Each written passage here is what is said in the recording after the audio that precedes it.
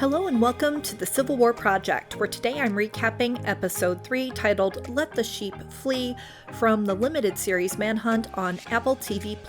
I apologize for this being later than I wanted it to be out, but I'm doing something a little bit different with this one. I'm going to be recapping the story as presented on screen and also giving commentary here and there on what really happened with some of the major scenes and characters instead of doing a separate video. So let's talk Manhunt Episode 3. We open to a small, crowded room where John Wilkes Booth has his hand on a Bible and is being sworn in as the second president of the Confederate States of America. There's a very large Confederate general next to him, and I'm thinking it's meant to be Robert E. Lee, but he seems like a giant.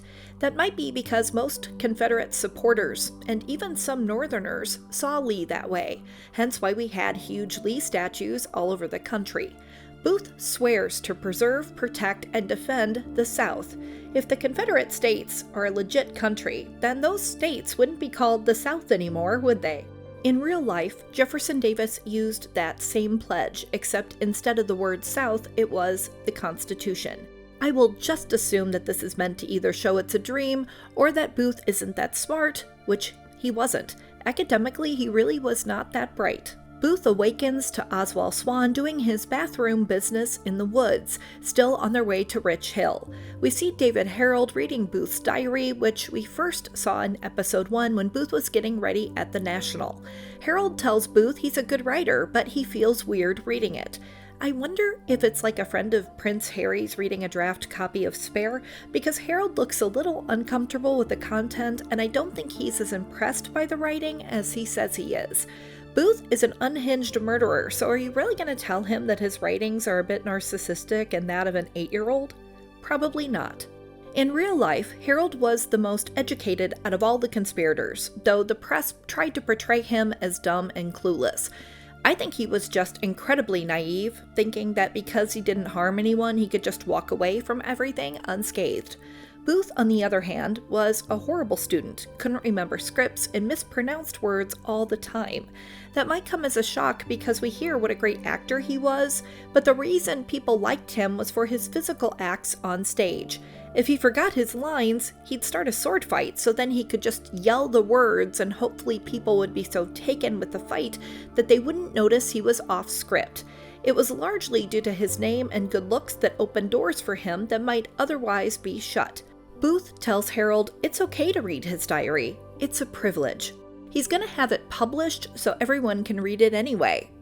Well, then it's not much of a privilege, is it? Booth gets giddy thinking about how his book is going to be in every school, every library, in the back of every seat on an airplane where they keep that in-flight magazine and instructions on what to do in case of an emergency. Did I mention he's a narcissist?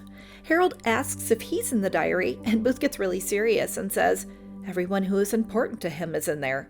If I had to guess, that's me, myself, and I.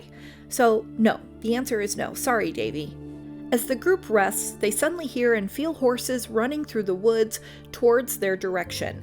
The guys squat down, the horses don't even try to hide, and we eventually see Union cavalry riding past them through a thin layer of trees. That cavalry unit must be horrible because how they didn't see 3 horses and men through those trees is just silly. Instead of letting the cavalry get ahead of them a bit, the group then prepares to get back on their horses and continue their trek to Rich Hill. Booth leans towards Herold and says, unless you still need Swann, cut him loose. Booth is crude in his description of Swann, but I will certainly not be repeating it. Notice how Booth says, if you still need him, which is certainly a subtle little jab at Herold and his abilities. In Episode 2, we learned that Herold was specifically recruited for his knowledge of the Maryland woods and countryside. Herold reminds Booth that at no point in time did they account for having to stop and fix Booth's broken leg because he didn't know how to ride a horse. So no, he didn't study this part of Maryland. I guess now is the best time to say that historians believe that Booth didn't break his leg at Ford's Theater. That is what Booth says happened in his diary writings, but no witness mentioned Booth limping until he was in Maryland. Booth even told several people, including David Herold and Dr. Mudd, that his horse fell and he broke his ankle. Dr. Mudd would say that Booth had a broken fibula near his ankle, was complaining of back pain, and mentioned his horse had fallen. I know that's not what we were taught in school, but it appears to be the truth. It just goes to show you that you can't take the writings of a person and assume they are being honest, especially when they have motives and plans to publish them. Oh, and one more thing I haven't mentioned. In the series, they have Booth breaking his right leg, but it was actually his left. Now we have the opening credits, and I'll say that Danielle Ponder's voice is a national treasure. It makes me want to watch the opening credits all the way through just so I can hear her sing. We're back in Washington, and I think we're at the White House in what we would call the War Room, with maps, reward posters of Booth, photos of the conspirators, etc. Vice President President Johnson, how wrong that must have sounded for so many people, has a bound book in front of him that appears to be the plan for Reconstruction. He tells Secretary of War Edwin Stanton that it looks mighty expansive, so can he just summarize it like he's a president who didn't attend school and learn to read from his wife? Well, he says to pretend he's a schoolboy bad at school, but my words would have been more accurate. Stanton slowly and condescendingly says, "You want me to explain Reconstruction?" Johnson says that as vice president, there wasn't a lot he needed to know, which sums up every vice president we've ever had, except maybe John Adams. He was actually really smart. Stanton then sums up his vision of Reconstruction. It's the plan to rebuild the country post-war, incorporating freed people into our society, punishing Confederates so they cannot rise to power again, and establishing a process for seceded states to re-enter our nation. That all seems very reasonable. Johnson asks how Lincoln felt about all this, and Stanton winces. He was really hoping Johnson wouldn't ask that. We then go back to April 12th, 2 days before the assassination, and Stanton and then President Abraham Lincoln are arguing over how to deal with the Confederates. I want to give a sincere apology to Hamish Linklater, as I've been mispronouncing his name and a few of his fans were wonderful enough to let me know. I admit that Hamish wasn't on my radar before now, but I now consider myself a big fan, and I promise to pronounce his name correctly from now on. Back to the scene. Stanton, sitting calmly, believes the traitors should be put in prison, but a pacing Lincoln objects, "They're our neighbors." And Stanton says, "Fine, okay, well, don't execute them then." And Lincoln's like, "Well, what, we're gonna charge half the country? I mean, that would be a lot of prisons." Stanton shoots back that they should at least charge the leaders with treason. Lincoln, his voice growing louder and more frustrated, says, "Well, what will the consequences achieve? Isn't that what the war is for?" Stanton bluntly tells him that if he ignores this, he's going to inherit a Confederate Congress. Lincoln then sits on the corner of his desk and tries to change gears just a little bit. He says that by freeing people in the South, they had robbed them of millions of dollars of state assets. Stanton knows what's coming next, and he slumps into his chair. Lincoln proposes using tax dollars to pay the former enslavers for the value they have lost. In other words, reimburse the enslavers for the money they spent purchasing human beings, African Americans, so they could use and abuse them for as long as they lived. Stanton starts violently shaking his head no over and over before leaning over in his chair and saying, "No, Abe, there's no reason to do that." I will quickly say that I wish they wouldn't have people call him Abe, because he hated being called that. He was fine with it being used as a campaign slogan like Honest Abe, because he knew that helped connect him to voters, but no one in his close circle would have called him that ever. Lincoln shoots back that the Confederates can save face. We don't need to kick a three-legged dog, we don't need to flaunt power because we're in power. Stanton is upset that Lincoln is just not getting it. Stanton's not thinking of now, he's thinking of the future, of those Confederate leaders who are now on the run, those in Montreal, those trying to leave the country for South America or Europe. Lincoln wants Secretary of State William Seward to encourage the international community to take them, and that's when we hear the name of the episode. "Let the sheep flee," Lincoln says. Stanton, doing his best to keep himself from flying out of his chair and smacking Lincoln in his not as old looking as it should be face, says, "They're not sheep. They are wolves, and wolves don't flee." That's not a bad slogan. The wolves should really adopt that. Lincoln looks ticked off and he's done arguing. In the meantime, he wants those amendments passed. Now, what he's referring to here is the 13th Amendment, which will make slavery illegal, the 14th Amendment, which says all persons who are born in the U.S. or naturalized are considered citizens of the United States, and the 15th, which says the right to vote cannot be denied due to race, color, or previous condition of servitude. We're back to Stanton and Johnson, and Stanton just stares down because he hates the answer he must give if he's truthful. So instead, he uses a phrase he's already used and puts a little spin on it. He says, "If we don't draw a line with traitors, there is no line." He already used that in the second episode with Johnson, where he said if we don't draw a line with someone assassinating a president, there is no line. What version of the line will Stanton use next week? I guess we'll have to watch. Johnson says that the planter class has had it easy, as their granddaddies built the family wealth, so they just had to maintain it. Johnson and Stanton, however, came from humble means, and look at where they are. They don't mention it, but both men lost their fathers at very young ages, and they had to work when they were children to help support their mothers and any other siblings in the household. Well, Johnson thinks it's the third generation's turn to get out of the mess they're in. They tried to form their own country, hold on to slavery, and royally failed, and they should pay. Stanton is surprised to find that Johnson appears to agree with him, and for a brief second, I kinda am too. But then Johnson goes back to being himself and a politician, and says that Booth not being caught yet makes them look weak, so either capture him or forget him, because Johnson wants wins his first month. Only wins. Well, I'm sure Abraham Lincoln would have loved only wins too, but he had to deal with death threats, seceding states, a new opposition government, and a threat to a military installation called Fort Sumter. To quote the Rolling Stones, you can't always get what you want. Now we're in Montreal, Canada at the St. Lawrence Hotel. The reporter we saw in the first episode, who went by the name Sanford Conover, is now using the name Wallace. In episode 2, we saw Detective Lafayette Baker give money and a mission to Conover to go to Montreal and find out from his contacts what they know about Booth, John Surratt Jr., who's funding the assassination, etc. Wallace is meeting with a man named Sanders, who appears to have money and power in Montreal, and also plays a mean game of pool. He tries to get information out of Wallace about how Johnson plans to deal with men like him, but Wallace literally knows nothing. Sanders isn't that impressed. Wallace comes out and says there is a reward for John Surratt Jr. He believes he's in Montreal and he intends to collect. Unless Sanders still needs Surratt for a game of pool or for a spy operation or something. Sanders brushes Surratt off like he's worth nothing more than gum stuck to the bottom of his shiny boots.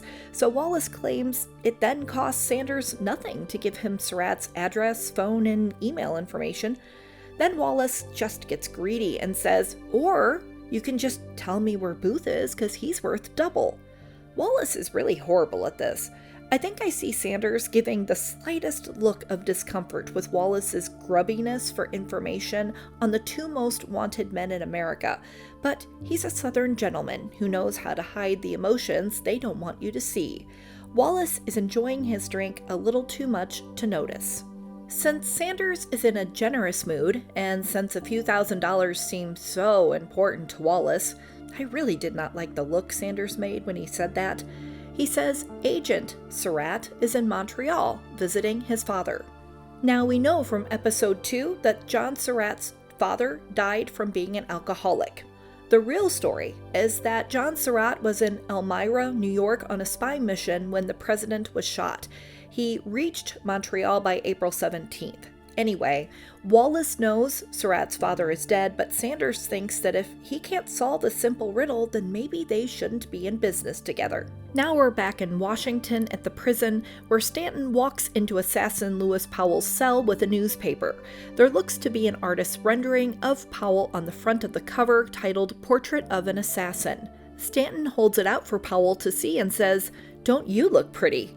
Wow, if Booth saw this, he would hit the ceiling. This is a nice nod though, because in real life there were many people who found Powell quite striking in his prisoner photos, and I'm talking major swooning. As Powell leans in closer and smiles at what he sees, Stanton gives a slight nod to the soldier next to him, and the soldier punches Powell in the gut. That sends him into a fit of coughing and trying to get his breath, but he oddly seems to be enjoying it. Stanton must have heard from Wallace somehow, because he tells Powell, "John Surratt Jr. is in Montreal visiting his father. What does that mean?" Powell plays dumb, so the soldier now puts a hood over his head, making sure to pull it tight over his nose and mouth for a moment to deprive Powell of air. He then loosens it, and Powell laughs, saying, "Weichman was almost a priest." Weichman was the young man we saw in episode 1 who saw Mary Surratt helping Powell into his coat, and he spent some time with Stanton in Surrattsville in episode 2. That little squirrely guy was in a seminary? Stanton seems a bit taken aback. "Yeah," says Powell with Surratt. "They quit before they were ordained." This whole scene with Powell is fake, but the seminary story is actually true.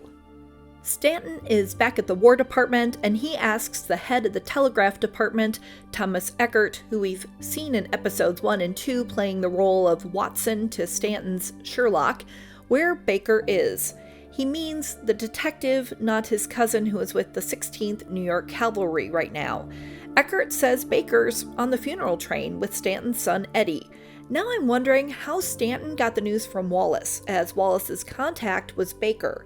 Stanton tells Eckert to tell Baker to tell his agent that Surratt Jr. is at the Catholic Monastery in Montreal, which just reinforces my previous question. As Eckert goes over to a telegraph device and starts relaying the message, Stanton appears to be struggling with his asthma and has a drink of water. He is really not doing well. Next, we see Stanton with the Union doctor, who says it hasn't even been a week without the president as he listens to Stanton's lungs. This gives us a little hint on what day this is meant to be, somewhere between Monday, April 17th and Thursday, April 20th. That makes Booth's timeline really off, as his journey still seems to be on April 15th or 16th, which was Easter Sunday. As the doctor says his flare-ups are happening too often, we cut to a distressed Ellen Stanton dressed in black, played by Ann Dudek, who for a moment makes a look that I swear she made while she was playing a doctor on the TV show House. You know, that look you give to a patient when you're like, "See, I told you not to do that, and now you did that, and you're gonna die." The doctor says that Stanton is overdoing it, and that if he keeps going, they're gonna lose another statesman. Ellen asks if it's getting worse, and of course the doctor responds how, yeah, it's getting much worse, and at some point his lungs will reach the point of no return. Permanent oxygen reduction causes brain damage or possibly death, at which point Ellen looks like she's about to break, but she doesn't. I'll say here that after Lee surrendered to Grant in real life, Stanton did try to resign due to his health and because he was struggling financially, as these jobs didn't pay much back then. If he knew his life might be short, he would want to save up as much as he could for his wife and their children so they would be provided for if he died. Lincoln refused to accept that resignation, but I don't believe in any way he did it out of any malice. He really needed Stanton beside him. I do believe he relied on him a great deal, and I just don't think Lincoln could see himself moving forward and getting through everything without Stanton's counsel and advice and just the trust that he had in him. And the irony is that at the end of the day, it was Stanton that had to push forward without Lincoln. And I think he was just as frustrated and hindered to not have his commander-in-chief there working through these very difficult matters after the Civil War. To be without Lincoln, I think, was incredibly hard for him. And the reason he stayed is because he knew if he didn't, that everything they had planned and worked for would literally be thrown out the window. The doctor ends by recommending a month in bed, saying if Stanton needs to work, he can work from there. But we all know that given this guy is traveling around the East Coast, interrogating witnesses, finding secret panels, meeting with spies, that this is never going to happen. Stanton says he doesn't have a month, and the doctor says, yeah, exactly. Booth, Herold, and Swann finally arrive at Rich Hill, which is the home of Confederate operative Samuel Cox. Of course, Booth tries to just ignore Swann and the money he's owed, so he tells Herold to go ahead and knock on the front door. Swann pulls out 2 pistols and tells Booth that he knows who he is. He saw him perform as Mark Antony at the Holiday Street Theater in Baltimore. Booth is a racist, but he's an even bigger narcissist, so he really needs to know what Swann thought of his performance. Swann replies that Booth made a better traitor than him, but he's killed more men in his life than Booth pretended to fight. Booth makes a mental note to fight more people on stage next time he is in a production. Swann now has both guns pointed at Booth. Swann wants the money he's earned, and Herold begs Booth to pay, and Booth just keeps telling Herold to knock on the door, and this goes on for a while. Herold eventually gets to the door, and while Swann now has a gun pointed at each of them, he goes to knock, the door opens, and he finds himself looking down the barrel of a rifle. He looks terrified, and quickly spits out that Dr. Mudd sent them, they need horse feed, and a way to Richmond. These people, there's a lot of big requests being demanded in this episode. Cox demands to know who is with Swann, and Herold says it's a friend. Swann tells Cox they haven't settled up yet, and Herold now finds the end of the rifle at his throat, and Booth, still on his horse, looking incredibly bored with all of it, just wants to know if Cox is going to help or not. Cox takes a hard look at the man on the horse and asks Herold if that's who he thinks he is. "He's the symbol of the cause," Davy answers, which was in the newspaper Booth and Herold read in episode 2 at Dr. Mudd's house. Cox tells everyone to put the horses out back and get inside as they don't need an audience. Well, Booth always needs an audience, but he needs to get to Richmond more, so he goes inside. Cox tells Swann they'll settle, and Booth gives him a smug look as Swann puts down his gun, though you can tell it really pains him to do so. Cox, Booth, and Herold go into the house and are led to a signal room, which Herold claims is more impressive than Western Union itself. The entrance is hidden beneath a floorboard and kind of a closet, so it seems really secretive. But once they're down there, I noticed that there's above-ground windows that would allow anyone on the outside to see inside the room. Oops. Anyway, we see Confederate flags, a Confederate uniform, a telegraph, papers, and a circular unit with letters and symbols that will come into play later. Cox says he's part of the Confederate Secret Service and that they are well positioned from Richmond to Montreal. Cox goes on to say that in this room and in many like it, they are conducting a secret war. They have international support in England and Canada, as those countries profit as much off the South's agriculture as the South does. Now that Booth has killed Lincoln, Cox says he genuinely thinks they'll see the Southern way of life revived, which of course means slavery will be revived so that the rich Southerners can sit on their front porches sipping tea and lemonade while they profit off the back of African Americans. Booth gives the biggest smile we've seen as he puts his hand to his heart and says, "That is my hope as well." Booth just hadn't been the same since Lincoln said African Americans had the same rights as a white, illegitimate child turned subpar actor because of his decent looks and the fact his father and older brother Edwin were theater legends. But now he's just so happy that things are going back to the way that they were and the way they really should just stay for eternity. Poor Herold. He just can't stop touching everything, but Booth slaps him down like a child when he keeps asking what things are. In turn, Herold slouches like a wounded animal. Booth wants help going to Richmond, and Cox is really confused by that. It's a heck hole. There's nothing there. The government's gone. It's been shelled to pieces. Why not go to Florida or Mexico or Montreal if you prefer frozen tundra over golden beaches? Booth is like, "Well, I want to show him this Yankee blood on me. I want to get a publisher for my diary and pose for the greatest painters in the world so they can create art of me for the Confederate capital because I'm a symbol." Cox, unsurprisingly, doesn't find those reasons convincing, so Booth blurts out that he wants to look his President Davis in the eyes. Cox is like, "Do you read?" And Booth is like, "Yeah. I read things that have my name in it, and sometimes I check out my horoscope. Today, it said I would meet challenges, but with perseverance, I will overcome them." Cox tells him that 2 weeks ago, in those horoscope papers Booth was reading, that they had front-page headlines that Richmond had fallen and the Confederate government leaders had scattered. Davis is gone, on the run, just like Booth. Booth puts his head in his hands like, How can this be? Why didn't my horoscope tell me this? Herold, trying to make the best of things, is like, Mexico sounds nice, to which Booth loses it and yells, he's not a symbol in Mexico, he's a symbol in Richmond. Booth collects himself and says that if Cox is as awesome as he thinks he is, that he'll get him to Richmond. It's his destiny. Cox is like, I'm dealing with a grown man with the mental and emotional ability of a 4-year-old, so sure, why not? Just get him out of here.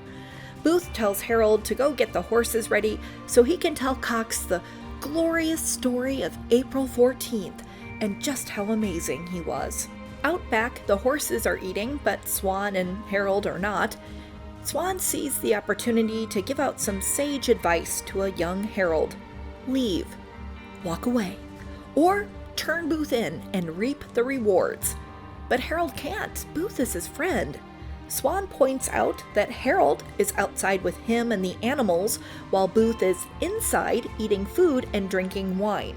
He's not Booth's friend, he's his lackey. Herold looks down to see the invisible knife Swann stuck in his gut, but somewhere you get the feeling that he probably knows Swann is right, but he just really can't admit it. Herold turns it around on Swann, tells him, why don't you go collect the reward money? But Swann doesn't think they'd ever give it to a man that looks like him. Plus, he has more than enough of his own money, thank you very much. Herold then takes that invisible knife out of his abdomen and tries to aim it back at Swann's. How does it feel to profit by betraying your own race? He asks. Well, that was certainly a stupid thing to say, Herold. The guy has 4 guns, including yours. Swann gives him a death stare while grabbing the blade of the invisible knife and putting his face right in front of Herold's. Swann's mother was a Native American and his father was a free African American. He profits off his knowledge of the terrain just like Herold, except he's a lot better at it. Herold gives a big gulp and says, I'm not a lackey, but he doesn't fool Swann or himself. I then decide to look up lackey in the dictionary and see this. A servant, especially a liveried footman or manservant. Well, I must say, Swann has picked the perfect word, hasn't he?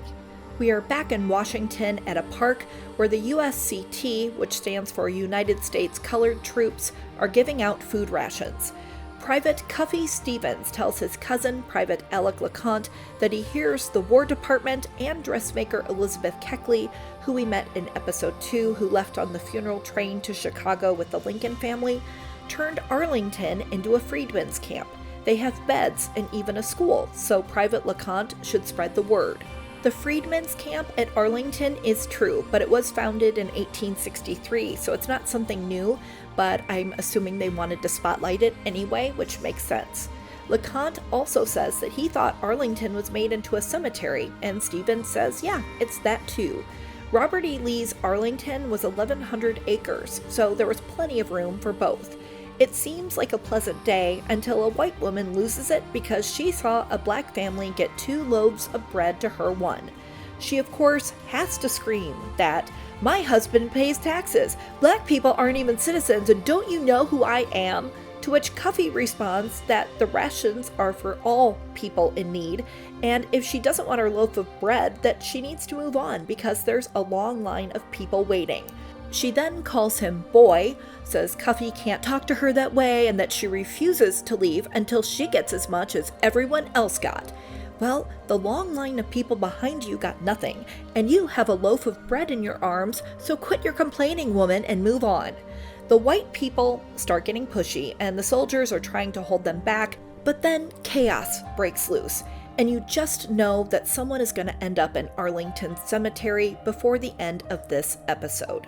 People start coming up to the tables they have set up with the rations, and they just start grabbing things themselves, and all of a sudden we see Private Leconte looking at a horse.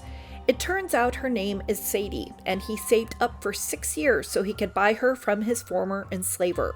He asks Private Cuffy if he can take Sadie away.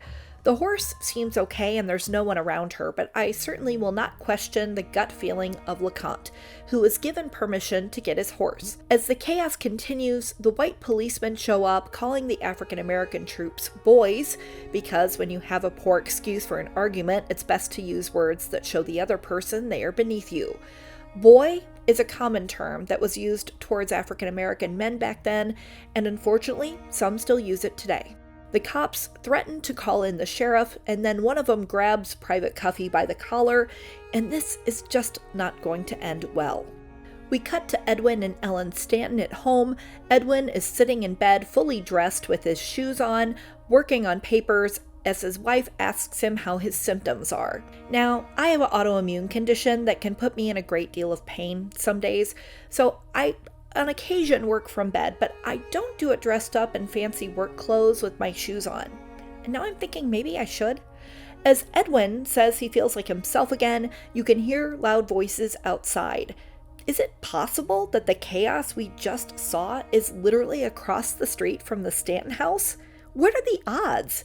Ellen goes towards the window to check, but Edwin tells her to stay away from the windows, while he then gets up and goes straight to the windows. This guy can't even delegate looking out a window. This does not bode well for him. It's a conflict between my men and police, he says, and of course we know he's going to go down there and handle it all. As tensions outside continue to build, some random white guy next to a police officer says, "Hey, he's stealing that horse," as we see Private Leconte with his horse Sadie.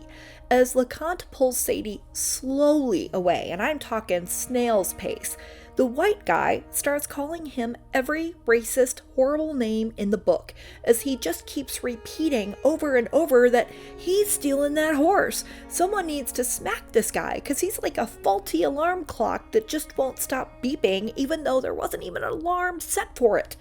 Leconte and his fellow soldiers are defending his actions and saying that's his horse, but the white people, who think that they know everything, want that horse now because obviously it's just too beautiful and perfect to be his.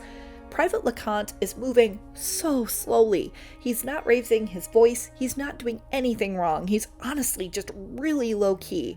But as he leads his horse away from the crowds, the white man who started all of this grabs him, and Leconte tells him to get off and shoves him a bit away, which anyone would, and then the white man shoots him. The USCTs work to grab the killer and try to take the gun from his hand, while Stanton shows up and has more strength than all of them combined as he's able to get the killer's arm down and the gun falls to the ground. As Stanton collapses, struggling to breathe, he watches as the men take the killer away, and it's revealed that the bullet shot Leconte right through the chest. And he dies. And a quick note, I saw on Twitter that show writer, creator, and executive producer Monica Beletsky named Alec Leconte after her great-great-uncle that fought at Fort Wagner, and I really love that, and I just wanted to share. We now go back 2.5 years later with President Lincoln, Stanton, and abolitionist and writer Frederick Douglass discussing African Americans serving in the military. Lincoln says that because African Americans aren't legally citizens, they can't fight. Douglass feels that serving in the military is the best way to show voters that African Americans deserve to be citizens. His 2 sons will fight for the Union, and he's willing to let them die for it. Lincoln asks Stanton what they can do, and Stanton says he can hire them as volunteer troops, pay them and put them in uniform, but not name them as federal troops. I like Stanton. He's clever and sly, but always for a good purpose. And the real Stanton was very much like that too. Lincoln asks if they would be armed, which seems kind of ridiculous because a soldier without arms is just a sitting duck. And Stanton says they deserve that right. But if the moral argument Stanton and Frederick are making isn't good enough for Lincoln, then he should look at it as a tactical strategy. Lincoln agrees to this strategy, saying it's time. Hamish Linklater is just killing it in these scenes, completely nailing the complexities of Lincoln, his energy, vocal pacing, the higher-pitched voice, the expressions, movements.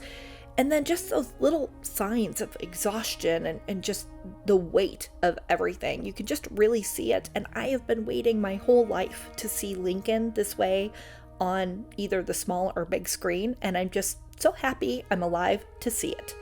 If anyone is wondering if Lincoln was on the wrong side of several of these key issues during the war as they portray, the answer is yes. But that's what makes a good leader. Being able to listen to opinions that differ from yours and being willing to change your mind even if it's completely against what you initially believed to be right. We're back in the regular timeline of whatever day this is supposed to be, and Stanton walks into his house looking like he's been shot. Obviously, he's having a major asthma episode, and Ellen comes down and is incredibly worried. Edwin says he has to do something for a defenseless boy, and Ellen begs him to delegate it just this once. But Edwin lies. He says he's okay now, though he clearly isn't, and leaves. You just know Ellen's going to be packing her bags the next time we see her, because then maybe he'll realize he can't be Secretary of War, Sherlock Holmes, Captain Kirk, Superman, and Mikey from the Goonies, because of that asthma, all the time. Something has to give, right? At Rich Hill, Booth and Cox have finished their meal as a female servant clears the table. Cox says he can hide them in a pine thicket that the southern line covers, and Swann can take them there. Cox will then send in the river ghost, and Booth is like, I think I'm a little too old to believe in ghosts. Give me some credit. And Cox is like, no, the ghost will find you. And then Booth is like, oh, I remember I had a horoscope last week that predicted I would soon be visited by 3 ghosts, so I'm good. Wait, no, sorry, that 3 ghost part I think was from Scrooged. Anyway, we see Booth putting a newspaper into his saddle so he can reread the "Booth is a symbol of the cause" line when he's feeling down. Booth looks pained, either by his leg or just because it's so tough to be him, surrounded by people so less than he is. Swann asks for his $8 now, which is now $3 more than before, but that's including the additional charge for taking them to the pine thicket. Booth throws $5 worth of coin on the ground, and Swann tells him to pick it up and add 3, otherwise he'll tell the river ghost to leave him in the pine thicket to starve, and then he'll bring wolves over to feast on their bones. A likely very hungry Herold. Remember, just Booth and Cox had a meal, Swann and Herold did not unless they ate with the horses. Looks like a kid who is watching his divorced parents argue, and since Swann and Booth clearly are standing their ground, he goes to pick up the coins in the dirt and hand them to Swann. Booth is like, you'll get 3 more, boy, when you get us there. See, it's that word boy again, though Swann is probably twice the age that Booth is. The writer is being very purposeful with that word. Anyway, off they go to the pine thicket. Back at his office at the War Department, Stanton is meeting with Joseph Holt, who is played by one of my absolute favorite character actors, John Billingsley, and he looks almost like Holt's double. They don't make it clear here, but Holt is the Judge Advocate General of the United States Army. Holt actually served as Postmaster General under President Buchanan starting in 1859. I'm actually doing a series, a weekly recap about things that are happening in 1859 leading up to the Civil War, and I actually am going to be talking about Holt in my next video. Anyway, he was brought in after the department had been severely mismanaged. When Southern states started to secede after Lincoln's election, Holt was one of the very few Buchanan cabinet members that didn't live down south, was against slavery and loyal to the Union. He served as Buchanan's Secretary of War for 2 months, then he went back home to the border state of Kentucky to help keep that state out of the war. He has been serving in this particular role since September 1862 with jurisdiction over military and civilian offenders and providing guidance on military law. He will be the chief prosecutor against those who conspired to kill President Lincoln. But back to the episode where Stanton is trying to find a way to charge that killer white man, who we learn is Frank Leach, for the death of Private Leconte. They mention the case People versus Wright, but I've had the hardest time finding any information on it, so unfortunately I can't really fill you in what that was about. Stanton wants to use that case as precedent to charge Leach. If any attempt is made to release Leach, he wants Holt to disobey and charge him.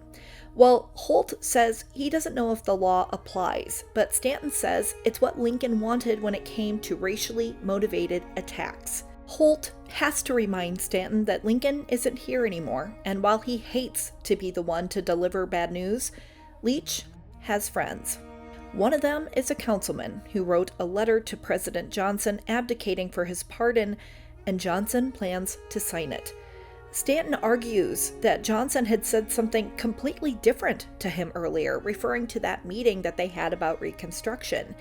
It turns out Johnson is a clever little snake because Holt also breaks the news that for all levels of Confederates who served, funded, or organized, they're going to be given amnesty. Generals, congressmen, and men indicted for treason aren't covered, but Johnson has strongly encouraged pardons for all of them. I think I see a vein about to pop in Stanton's forehead. At the White House, servants are putting up new curtains while Johnson watches. How nice it is that he has the time to do that. There are still Union troops fighting out there, and black people are on the edge of a cliff about to lose the rights they should have had from the beginning, but let's prioritize decorating today. Well, in real life, Mary Lincoln did a huge, expensive refurbishment of the White House in the early years of Lincoln's presidency, so I doubt there was a need or even decorating budget left for Johnson. Seriously, she was given a budget by Congress of $20,000 and went over it almost by $7,000. The president was furious, saying how bad it would look that they had spent this huge amount of money on what he called flub dubs for this old house, when soldiers were out there suffering and dying. He was going to pay it back out of his own pocket, but it would have taken him an impossibly long time. The Secretary of the Interior ends up concealing the overage, and unlike in the series, Mary Lincoln also doesn't leave the White House until May 23rd.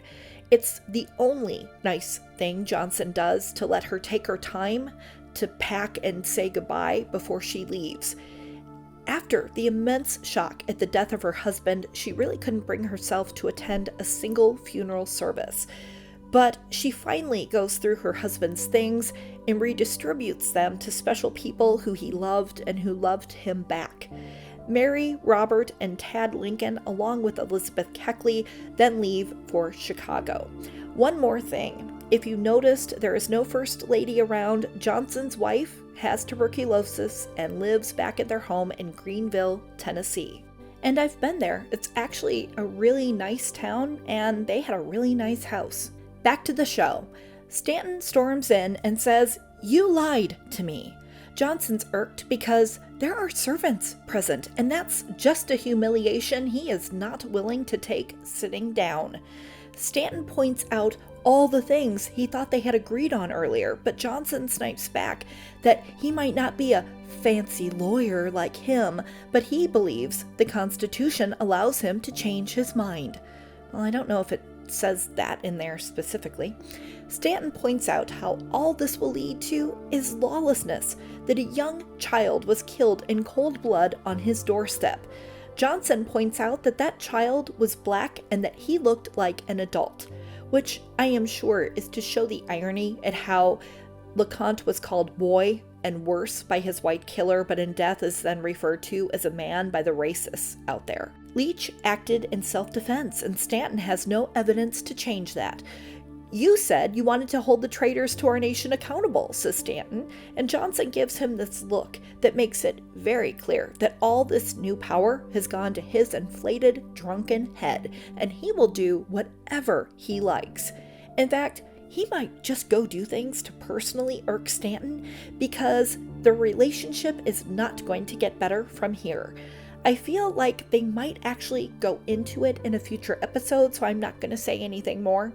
But Stanton walks out as the song "Don't Know What You Got Till It's Gone" by Cinderella plays, because it's obvious that this new president won't value his advice and is unwilling on any level to talk things through and possibly even change his arrogant mind. And this is why President Johnson will constantly be near the bottom of every presidential ranking list from then until the end of time. We're now at a monastery where the priests are working outside in their garden. We see John Surratt Jr. and the thorn of a rose just got him good. We last saw him at Dr. Mudd's house on Easter morning of April 16th, but now he's here on whatever day this is. The bell rings for them to come inside, but Surratt Jr. is a bit slow because that prick really hurt him. What a baby. Wallace then comes from behind and says, "It's time to go," all while appearing to hold a gun with part of his coat over it. That's really subtle, Wallace. Surratt Jr. remembers him and asks what he wants. Wallace bluffs that Sanders hired him to get Surratt Jr. out of there because Stanton is coming for him. Surratt is really confused because Sanders, not the colonel with the 11 herbs and spices, but the other southern guy who we all know is evil, that he knows that Surratt was about to leave Montreal anyway. Wallace, who is just horrible at this spy stuff, says it isn't fast enough. Stanton's going to use the Starship Enterprise transporter to beam there any minute now, so they have to go fast. Wallace then reveals the obvious gun under his coat. Still pouting over the thorn prick, Surratt Jr. says, "Well, fine, but I have to go pack first." We then jump to Surratt Jr. packing in his room while Wallace half watches and half kind of stares into space. Surratt can't believe that Sanders sent Wallace and changed the plan without telling him personally. Surratt is giving a lot of signals here that he's just playing along and trying to figure out what's up with this because it doesn't feel right, but Wallace isn't picking up on those signals at all. Wallace is unable to come up with a good reason for the apparent change in plans, but then he makes a disastrous mistake and says that trains have impediments. For whatever reason, he assumed John would be taking a train to his destination. John pulls out the ticket Sanders had given him, and it's for a ship. Surratt has the confirmation he needs to see this is all a trap. Wallace pulls out his gun again and asks where Booth is. Where did that come from? Surratt Jr. answers by attacking Wallace, and it turns out he can really fight when his life is on the line. We see Wallace's gun drop to the floor. Stanton arrives back home to find their butler taking luggage down the stairs. Stanton goes to the bedroom and finds Ellen packing. She hands him a piece of paper, which I assume is a Dear John letter she was going to leave him, but it's a telegram stating they found Surratt Jr. in Montreal. And since Canada won't extradite Surratt Jr., she knows her husband is going to go up there himself. Am I the only one who thinks this is maybe getting a little absurd, having Stanton travel everywhere and doing everything in the middle of a manhunt and a war that's still going on? Anyway, we get the impression that Ellen is packing for her husband, but no, it turns out she is leaving after all, and she's going to her mother's in Nantucket. In real life, her parents lived in Pittsburgh, and that's where she met Edwin, but maybe it's true that her mother had a place there. I couldn't find anything on it. Edwin begs her to stay, and Ellen says he can't even follow doctor's orders for a single day. We learn Ellen's nickname is Treasure, and he says Surratt is his only lead. Well, it's not. He has Dr. Mudd, but for some reason they really want to send Stanton to Canada. Ellen asks him one more time to resign from the cabinet. As I said earlier, in real life, that did happen where he put in his resignation, but Lincoln rejected it. Edwin says he sees and works through things. He has to do everything himself. That's just how he gets through. He knows he's failed her. She says she knows he can't stop, and she was a fool for thinking he'd change. She says he's not even enlisted, that he fights this war behind a desk in a suit, but he's willing to die for the work. She walks out of the room, and I must say, in real life, Stanton was willing to die for the work, and so was Lincoln. And each in their own way, they end up dying because of their role in the Civil War. It just took longer for Stanton. Anyway, moving on, Stanton leaves his home and crosses the street to the park where a small vigil is being held.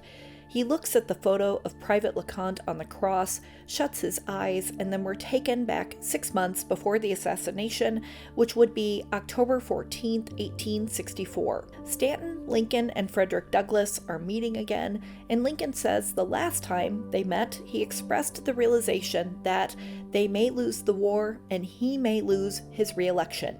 He seems short of breath, like he just came in from running a marathon.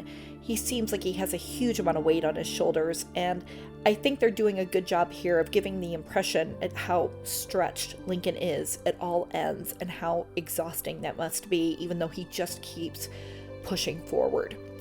Well, his concerns now have changed, and he has one wish: to provide lasting freedom for the former slave.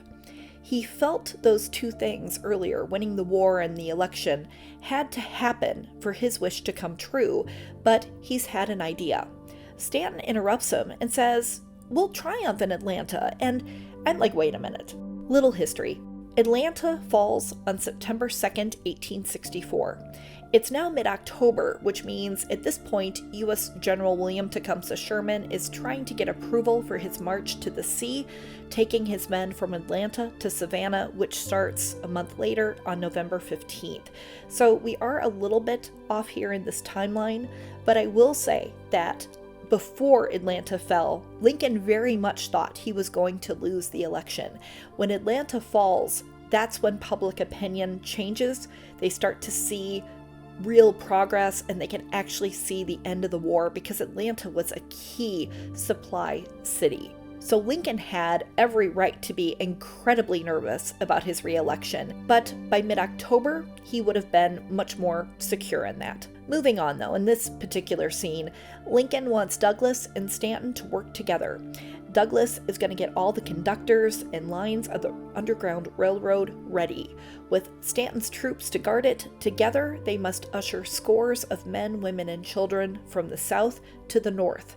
Whether Lee wins or not, whether Lincoln is there or not, he asks twice if he has their support because neither Douglass nor Stanton really know what to say.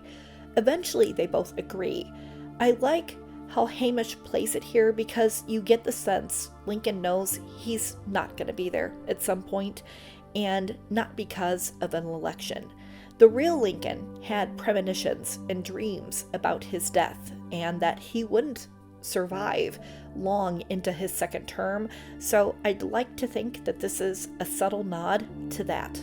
Next, we see Stanton on a midnight train to Montreal, and he's writing a letter to Ellen. I can't make out most of it, but he calls her my dearest Ellen and my Ellen, and I see the words suffering and feel and as a result. So I'm assuming it's part explanation, part apology, that sort of thing.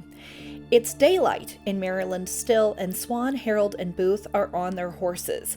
Booth is all hunched forward because that big meal he ate with Cox made him tired, I'm guessing. He's such a drama queen.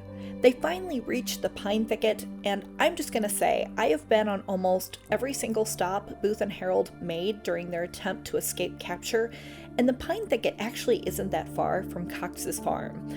I could walk it in less than 30 minutes. Anyway, Swann asks for his $3, and Booth motions to Herold to pay him. Herold pulls out what I can assume is his own money, and then he gets the courage to ask for their guns back. Good job, I actually had forgotten about that. Well, that's $3 more, which Booth gives to Herold while he looks away from Swann, because Booth just can't handle the fact that he paid a black man money for a service he couldn't render himself. That gives Swann $11 for this whole debacle. Here is the deal with Swann. In real life, Booth and Herold left Dr. Mudd's around 4 p.m. on Saturday, April 15th. Mudd has given them 2 names. They get lost and around 9 p.m. stop at the house of Oswell Swann, who is a free half African American, half Native American who is married, has 8 kids, and works as a tobacco farmer. Swann knows about the assassination before they arrive, but will later give a statement saying he didn't realize who Booth and Herold were at the time. They will pay him $2 to lead them through the Sakaya Swamp to a place called Hogan's Folly. They will ask for some whiskey, and Swann provides it along with some bread. At that point, they change their mind and say they want to go to Rich Hill and will pay him $5 more for it because it's further away. Herold does most of the talking during their trip, but as they near Rich Hill, he tells Swann, "Don't you say anything. If you tell that you saw anybody, you will not live long." They arrive at Rich Hill around midnight, and Swann waits outside for 3 to 4 hours because they don't pay him when they go inside, just like in the series. Booth and Herold eventually leave the house 3 to 4 hours later, acting like things didn't work out inside, but they tell Swann they can handle it from there and pay him $12, $5 more than the agreed upon price, and $1 more than what they show Booth paying here. In terms of how they got to the pine thicket, as much as Booth wanted to stay in the house, Cox said it just wasn't very safe. The servants had already kind of seen him a little bit, and he just didn't want Booth exposed any more than he had to be. So Cox would take Booth and Herold to the pine thicket, and that is where they would wait for the river ghost. Back to the show. Swann gives Herold his pistol back and tosses Booth's on the ground. We all know Booth isn't going to pick that up, and so does Swann. Booth gives Swann this look like, "I'd shoot you if I had my gun." Booth holds out his waiting hand as Herold once again goes to the ground to pick it up and hand it to him. "Oh, Herold, you forgot to curtsy and say, 'Your Majesty,' as you did that." Booth holds the gun in a half-threatening, half-not kind of way as he rides towards Swann, and Swann does the same. As Swann eventually rides away, he says one last parting word of goodbye to Herold. "Lackey." Now we're at Arlington, Confederate General Robert E. Lee's former property. We see some headstones that are meant to represent the National Cemetery that it is today, and we also see some tents that I believe are meant to represent the Freedmen's camp that was discussed earlier. There is a small group there for Private Alec Leconte's funeral. Again, the camp was started a few years ago, very large in size, and so it would have been in a different spot other than right there by the headstones. As for burials, there were 1,000 of them between May and June 1864 alone, so there would have been more than what they show here. But I will say that the U.S. colored troops did have a separate section than the rest of the military, so this is also maybe what they're showing here is that special section, even though I would assume there would be a lot more, again, given this period in time. A fellow soldier introduces a young boy to Sadie, telling him it was his brother's horse and now it's his. You can see the pride the boy has in his brother and all that he accomplished, with his horse being a symbol of that as well as his uniform, but also the sorrow of losing him. It's mostly men that have gathered, many of them in the Union military uniform, but there are a few that are not, and a handful of women.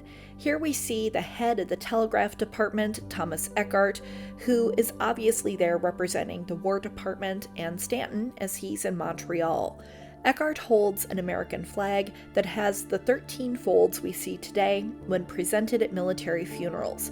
And just a quick note, that's actually a modern custom that started in the 20th century, so that wouldn't have happened. The flag, though, is presented to either an older brother or the father of Private Leconte, and it's just a very sad moment. As Eckert leaves, Private Stevens catches up with him and asks if there's anything they can do to help catch Booth.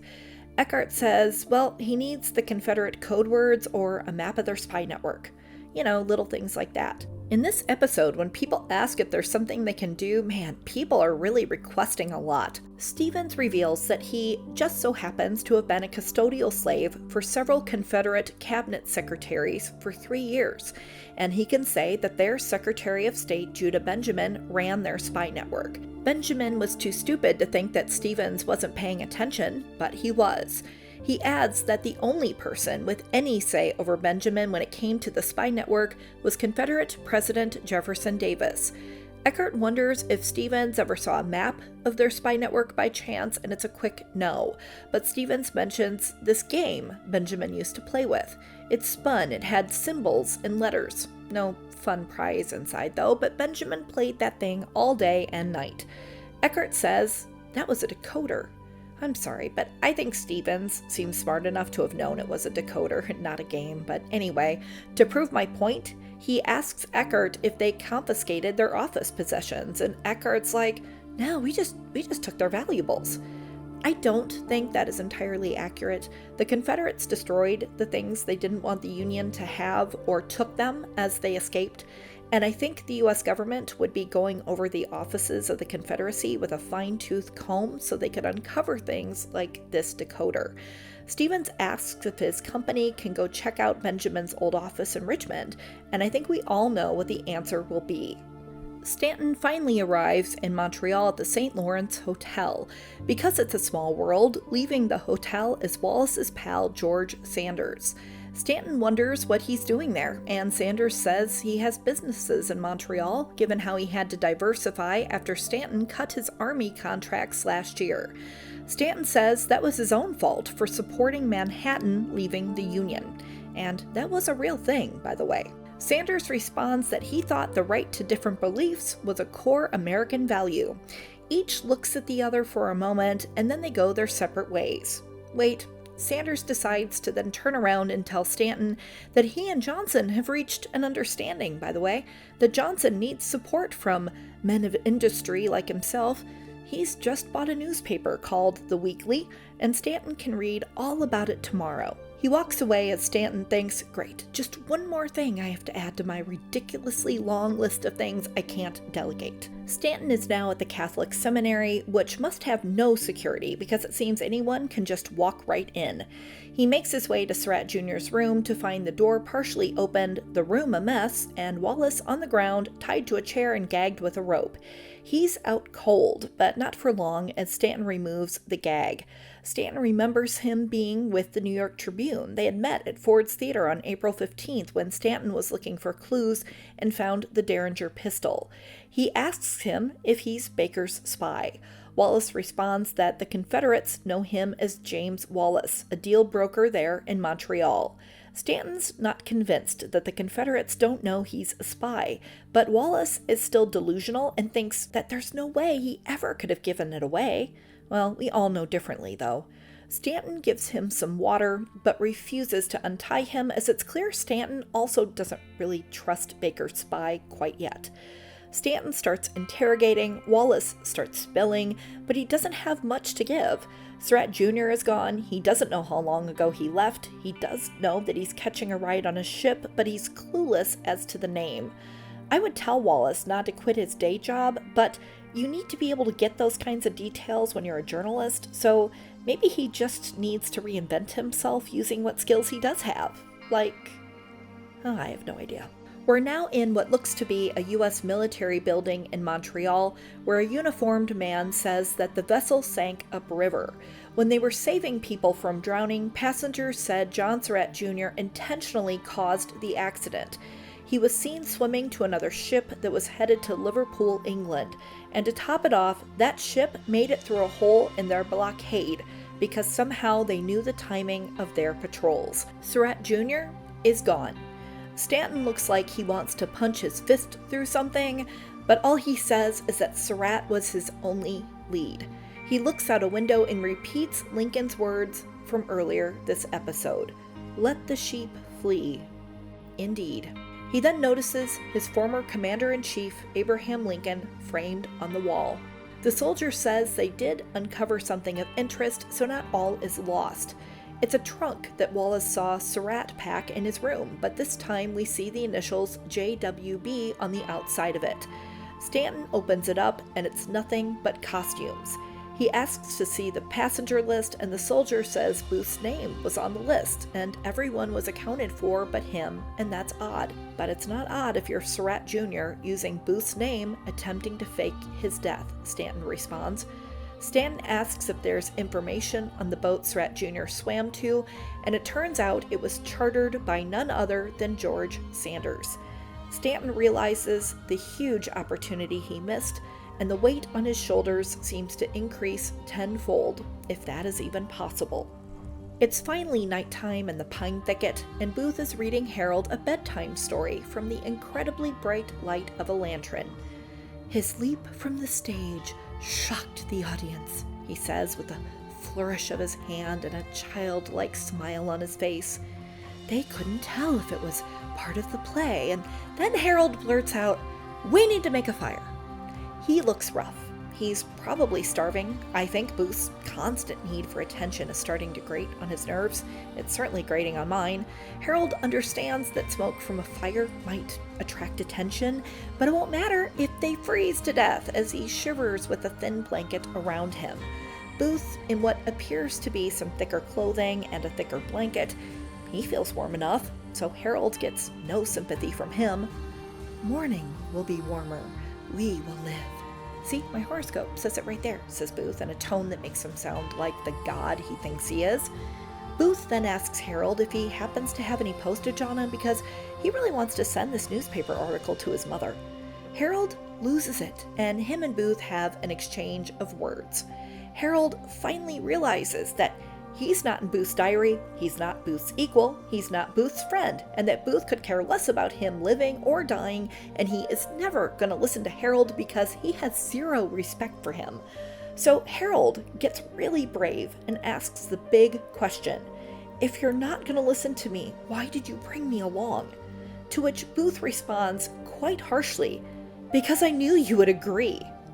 Herold realizes that it's only his agreeable personality, his knowledge of the woods, and his willingness to act like Booth's servant that made him a chosen one. And while that chosen one status might have seemed special at one point, it seems to be losing its shine. Booth knows he went too far, and because he's a manipulative narcissist, he calms his voice and tries to bring some sincerity back to his eyes and says, "And because I trust you." And go figure, Herold actually seems to believe him. With that, they hear a whistle in the darkness that sounds like a bird call. They prep their guns, and then to Booth's shock, the river ghost appears right there, next to him. They don't tell you this, but this is Thomas Jones, a foster brother to Samuel Cox. He drops down a bag of food, which I'm surprised Herold didn't grab and just start chowing down. Instead, he's thinking only of Booth, saying, "We need to get him to a hospital in Richmond." Booth shoots him a quick look like, "Shut up, you're making me look weak." River Ghost looks at his magic 8-ball and says, "Leaving for Richmond right now isn't going to happen. There are Union patrol boats out there. They need to cross the Potomac River to get into Virginia, and it's not the right time. It's time to cross when I say it's time to cross. He'll also return when he returns." What a man of mystery. The real River Ghost wasn't so weird and coy. He was actually really giddy that he had the task of getting Booth across that river. The whistling was correct though, and he did bring them food. He will also bring Booth newspapers because Booth actually hadn't read a paper since he left Washington, and the real Booth needs his reviews more than I think he even needs food. Booth is frustrated and throws his crutch and then grabs the food bag and starts rummaging through it, I'm sure taking all the good food for himself. We're now in the fallen Confederate capital of Richmond, Virginia, as a small band of USCTs and a fancy-dressed Eckert walk through the rubble and smoldering haze of destruction left there on April 3rd, which is at least 2 weeks ago. It's a small ghost town, but in reality there were Union troops stationed there, and there were many people who had nowhere else to go that had set up makeshift camps. Then they stop, aim, and charge forward, which feels like it might be a nod to the Battle of Fort Wagner on July 18, 1863, which is depicted in the movie Glory. In reality, they are far away from the government building they're about to go into, and again, what is left of Richmond looks completely deserted, at least here in this scene. Once they are in the building, we find a few Confederate office workers, it appears, which really doesn't make sense because the Confederate government leaders fled and the Union took over that city. Private Stevens heads over to what we can assume is the Confederate Secretary of War Benjamin's office, knocks on the side of a desk, and then we see a side panel removed where a decoder sits, looking just like the one David Herold saw at Samuel Cox's signal room at Rich Hill. We see a 3/26 on it, meaning there are 24 others like it out there if we count Cox's. On the bottom, someone has written the words, "Complete Victory." Back at the telegraph office at the War Department, Eckert uses the decoder and is able to decipher the Western Union telegram from Jefferson Davis to John Surratt Jr. that was found in Surrattsville the last episode. Come Retribution. We are now back in the dark, nighttime woods, and Booth and Herold are trying to sleep. I think Herold's making a good go of it. He's an outdoorsy guy, but Booth, he is used to the city. So the horses are neighing, and Booth is annoyed because he needs his beauty sleep. Booth wants Herold to make the horses be quiet. Herold, half asleep, says Booth refused to let the horses stop to graze, so now they're hungry. Booth gets his crutch, stands up, and walks over to the horses. "Hey, beautiful," Booth exclaims as he pets Herold's horse. I'm wondering how many times he used that opening line in the course of his life. I'm guessing thousands. Anyway, at this point, Herold is up and walking over, and he is just in time to see Booth take out his pistol and shoot his horse in the head. We see this dramatic slow motion of the horse falling to the ground as Herold cries, "No!" Herold is freaking out, and he looks like he's about to throw up. And Booth starts talking incredibly calmly about, my mother once hired a soothsayer to predict my future, and she told my mother that I would become a hero, but that my life would be short. Turns out she was half right and half full of, well, I can't say the rest of that here, but then Booth just laughs like a crazy person, and then he gets all serious again, and he gives the gun to Herold and asks him if he wants to be a hero. Booth knows the answer as he steps back to see if Herold shoots Booth's horse with the star on her head. The horse is neighing, Herold is crying, Booth is like, "Come on, Davy!" And finally Herold shoots the gun, but he does it straight up in the air.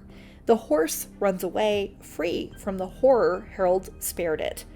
"Useless! Effing useless!" Booth yells out in disgust, disappointed that he's stuck with such a pathetic coward who won't joyfully kill a horse. Anthony Boyle is just embodying Booth in every unhinged scene, and I am loving it.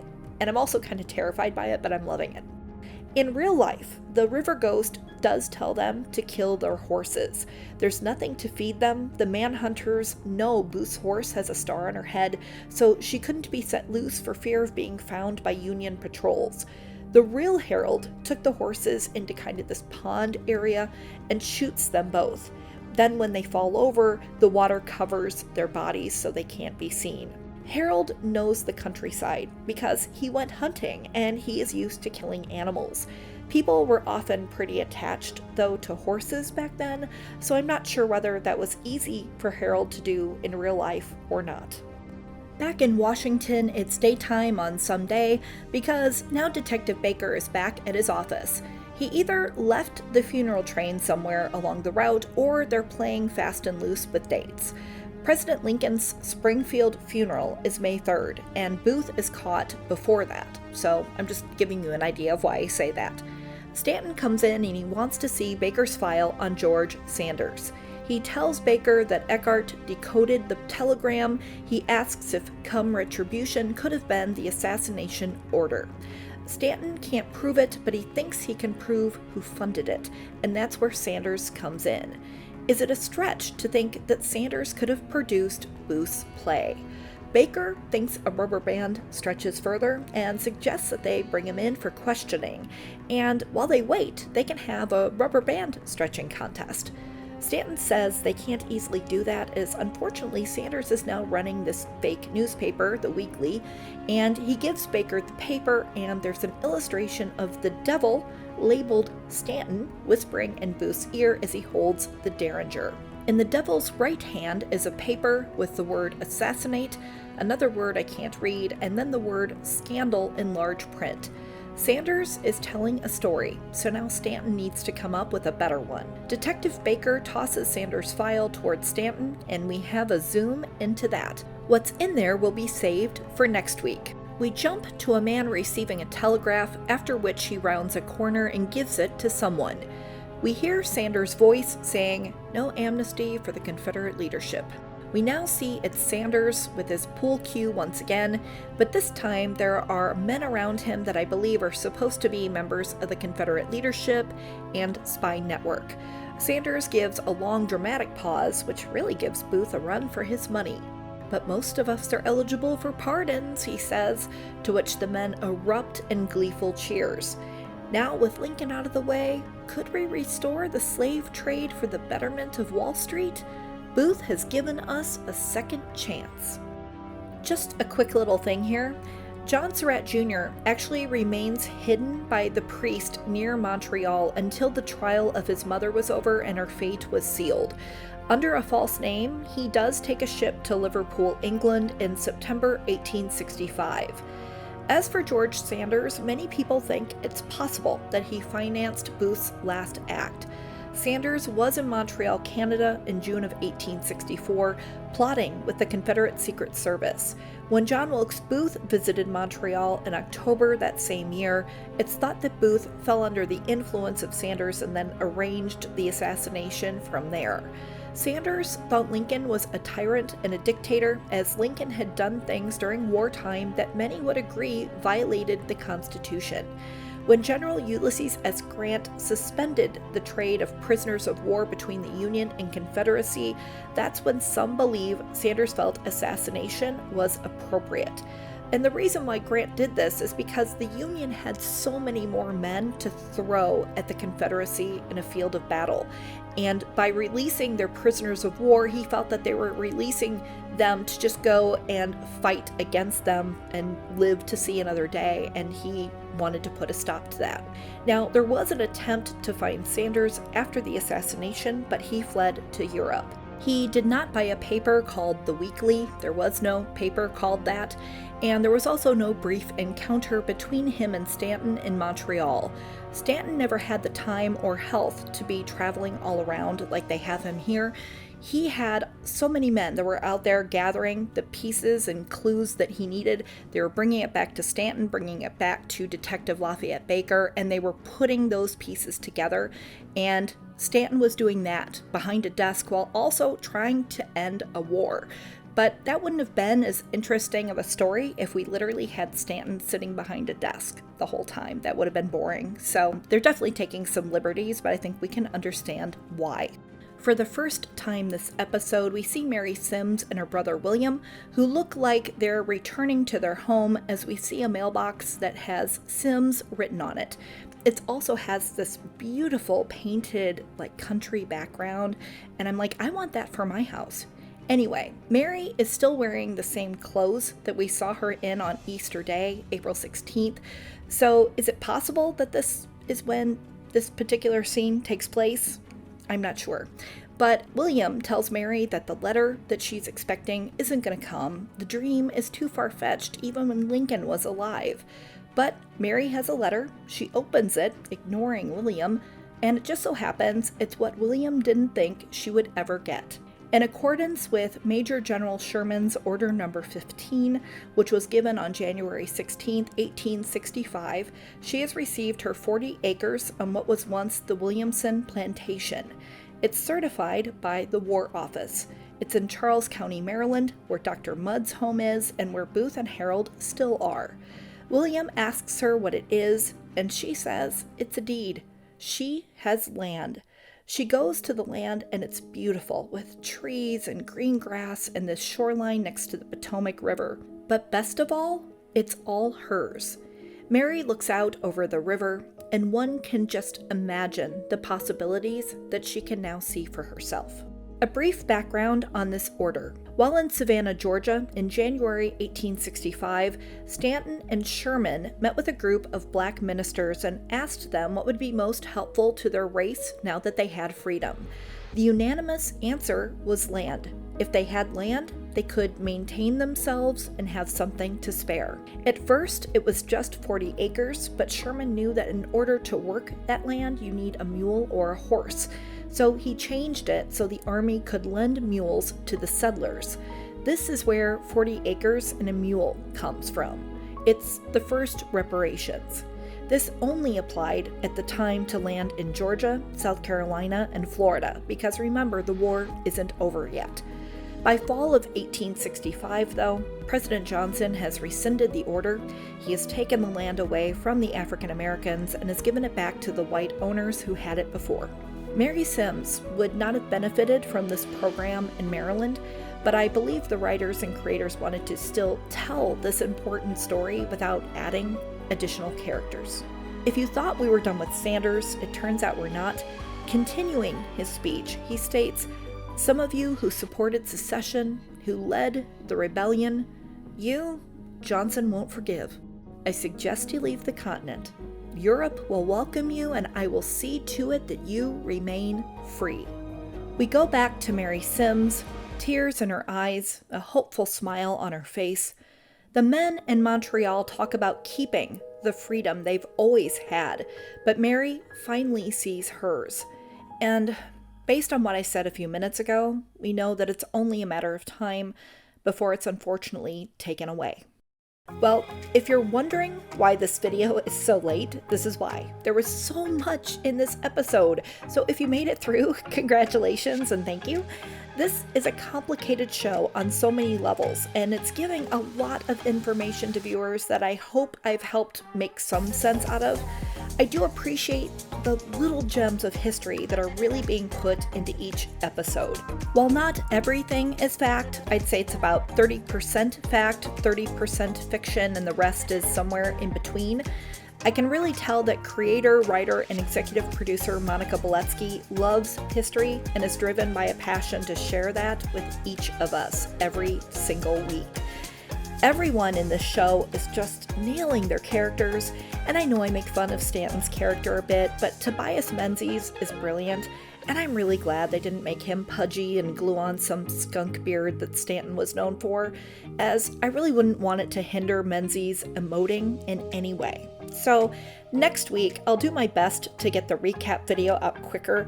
I'm still working on the fact versus fiction videos on episodes 1 and 2. I have not forgotten. And because I am a very new channel, I would really appreciate it if you please like, subscribe, share, anything. I would just be incredibly appreciative.